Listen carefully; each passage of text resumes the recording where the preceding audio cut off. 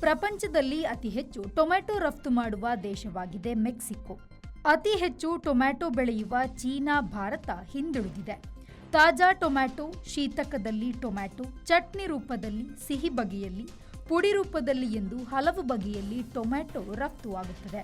ತಾಜಾ ಮತ್ತು ಶೀತಕದ ನೇರ ರಫ್ತಿನಲ್ಲಿ ಮೆಕ್ಸಿಕೋ ಮೊದಲ ಸ್ಥಾನದಲ್ಲಿದೆ. ಮೆಕ್ಸಿಕೋ $303 ಕೋಟಿ, ನೆದರ್ಲ್ಯಾಂಡ್ಸ್ $193 ಕೋಟಿ, ಸ್ಪೇನ್ $118 ಕೋಟಿ, ಮೊರಾಕೊ $114 ಕೋಟಿ, ಟರ್ಕಿ $53.6 ಕೋಟಿ, ಕೆನಡಾ $51.6 ಕೋಟಿ ಮೌಲ್ಯದ ತಾಜಾ ಟೊಮ್ಯಾಟೊ ರಫ್ತನ್ನು ಮಾಡುತ್ತದೆ.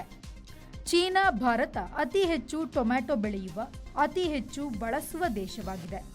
ರಫ್ತು ಮಾಡುವ ದೇಶಗಳ ಪಟ್ಟಿಯಲ್ಲಿ USA, ಫ್ರಾನ್ಸ್, ಇಟಲಿ ಮೊದಲಾದ ದೇಶಗಳು ಕೂಡ ಇದೆ. Bureau report, V4 news, Mexico city.